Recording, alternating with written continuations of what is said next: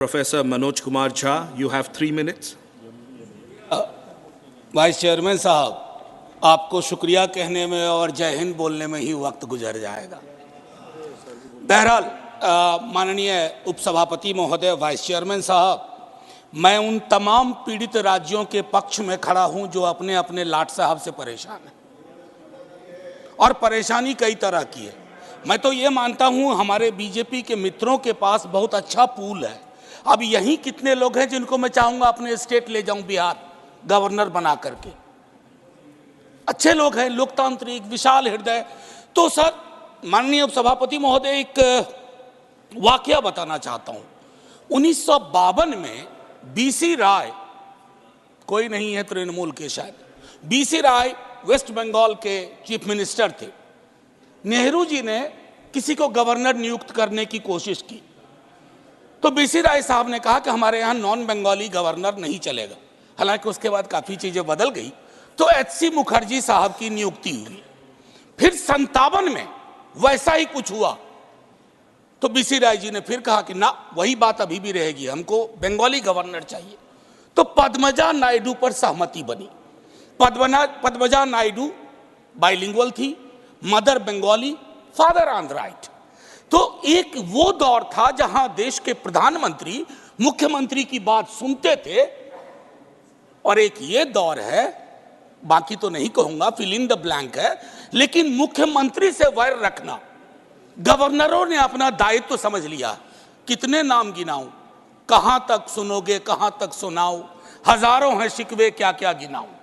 अब हाल में ही सर्वोच्च न्यायालय की टिप्पणी आई। वो टिप्पणी क्या कहती है? ये गवर्नर सचमुच अपने को लाट साहब समझते हैं। जब एक राज्य में, राज्य की चुनी हुई व्यवस्था का मुख्यमंत्री अगर वो कुछ करना चाहते हैं, गवर्नर साहब बिल पे बैठ जाते हैं। वो बिल पे नहीं बैठते हैं, जन आकांक्षाओं पे बैठ जाते हैं।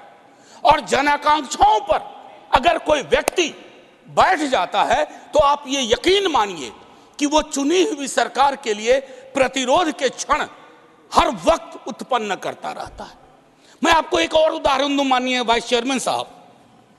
जिन राज्यों में केंद्र की सत्ता, वाइस चेयरमैन साहब, तेरे आने और तेरे जाने में हमने सदियों का फासला देखा। कंक्लूड करें। मैं सिर्फ 1-1.5 मिनट लूंगा सर, कोई नहीं, बस 1-1.5 मिनट।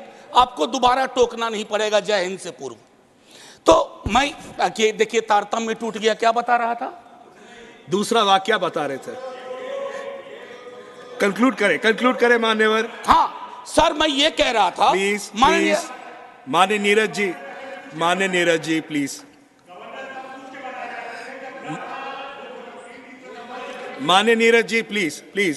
सर, नीरज भाई वाला टाइम निकाल दीजिएगा मुझ में से। आप कंक्लूड करें मान्यवर। सर, कंक्लूड कैसे करूं? बीच में नीरज भाई बोल दिए। चलिए, आप मैं सर इतना कहना चाहता हूं कि जिन राज्यों में बीजेपी विपक्ष में है, वहां मजबूत हो जाती है बीजेपी। जानते हैं क्यों? गवर्नर साहब 60% विपक्ष का काम कर देते हैं, वो विपक्ष में हो जाते हैं। मैंने ऐसे गवर्नर्स देखे हैं जो टेलीविजन चैनल में शाम से बैठ जाते हैं, अपनी ही सरकार के बारे में।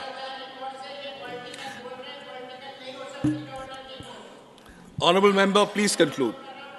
Sir, Anil ji please conclude करें। ऐसे में 30 सेकेंड्स प्लीज कंक्लूड। नहीं, एक बात बताइए प्लीज कंक्लूड। अगर ऐसे बात होगी तो कोई बात कैसे? माननीय मनोज जी। सर, माननीय मनोज जी, आपने कहा तो मैं एक चीज जरूर कहूंगा। एक चीज जो मुझको बड़ी दुखती है, जब मैं राजनीति में भी नहीं था, बता रहा हूं सर, गवर्नर का वाइस चांसलर के अपॉइंटमेंट का अधिकार। सर, राज्य की शिक्षा व्यवस्था में राज्य की सरकार से सवाल पूछे जाते हैं, तुम्हारा सेशन लेट क्यों है, तुम्हारी ये परेशानियां क्यों है, तुम्हारी वो परेशानियां क्यों है। लेकिन वाइस चांसलर के चयन का अधिकार, नियुक्ति का अधिकार राज्य की सरकार के पास नहीं है। अंत में मैं अपनी बात यही समाप्त करूंगा। माननीय उपसभापति जी, आपने वक्त दिया, हालांकि मेरे वक्त में कई लोगों ने वक्त ले लिया, लेकिन मैं इतना कहना चाहूंगा कि गवर्नर के पद पर, क्योंकि आप सत्ता में, केंद्र की सत्ता में हमेशा नहीं है, ऐसी व्यवस्था ना हो कि केंद्र और राज्य के बीच में जो अंबेडकर साहब की अवधारणा थी कि राज्य खैरात नहीं मांग रहा है केंद्र से, एक सहकारी संबंध है जो। और आखिरी सर, आखिरी इसके बगैर कहूंगा आपको भी अच्छा नहीं लगेगा, आप बाहर कहिएगा कविता नहीं सुनाई।